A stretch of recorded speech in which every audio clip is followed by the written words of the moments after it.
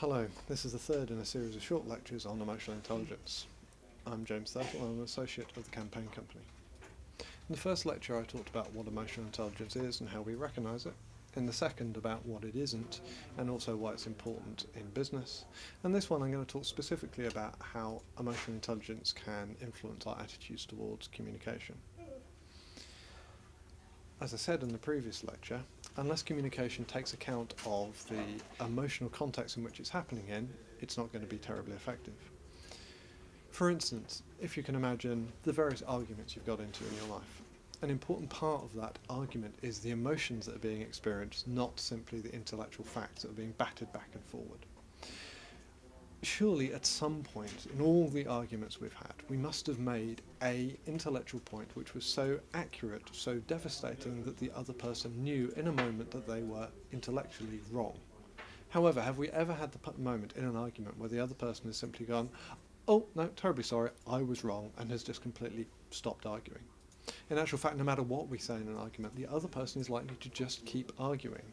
Even when they realise they're wrong, they will probably over a period of time slowly adjust their stance until they appear to be arguing with you in the same direction as you are, or they will just steadily back down and remove themselves from the argument, and then perhaps at some later point they may say, "Oh, I was wrong." An argument is an example of unemotionally intelligent communication. Now, this is sometimes just necessary if we're experiencing the feelings of an argument. We often can't help ourselves. But the fact is, direct contradiction, saying someone is wrong or they just have the wrong idea about something, rarely changes their mind. And if it does, it changes their mind over a long period of time.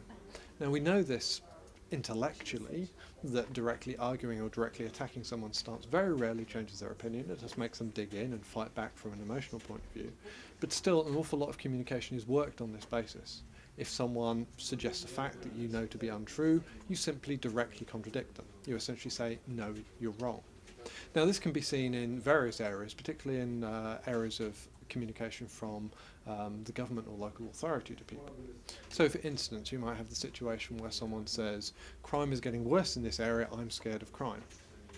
Now, often the response to this is to say, "Well, actually you're wrong, all crime statistics say that crime is going down." Now, the response for this is not generally to go, "Oh, well, I'm not worried about crime anymore." It's actually to go, "Well, your statistics must be wrong. Crime is getting worse." And that's because people are saying that because that's what they feel, that's what they experience. And if you directly contradict it, you often make the situation worse, not simply from the point of view that they don't change their opinion, but also because you've actually lost some of the trust that they might have had you in the first place. And all future communications will be treated with skepticism. If you simply directly contradict someone in this way, they'll often come to the conclusion that they are trying to manipulate you or change or put some spin on the figures, or that you're just simply not to be trusted. So direct contradiction of people's opinions is often very unwise. So what I suggest is a more emotionally intelligent behaviour is what I call congruent communication. Now, congruent communication is communication that takes account of the emotional state of the person you're communicating with. So that is, rather than going at a completely different level, someone starts saying that I'm scared of crime or worried about crime, and you say, "There's no crime, don't be scared." That doesn't have an effect. It merely just makes you feel distant and like you haven't understood. Instead, you communicate in a way that takes account of what they're feeling, whilst acknowledging that perhaps some of the facts those feelings are based on may not be accurate. So a more emotionally intelligent or more congruent communication to someone that says, "Crime is getting worse, I feel crime," would be to say something along the lines of, "I understand that you're scared of crime. Crime is very, very scary. Now, what we're seeing at the moment is possibly a steady reduction in crime, that some of the measures are working, but we understand we're not doing nearly well enough yet. You're still scared. Crime is still a big issue. It's very important that we continue to reduce crime."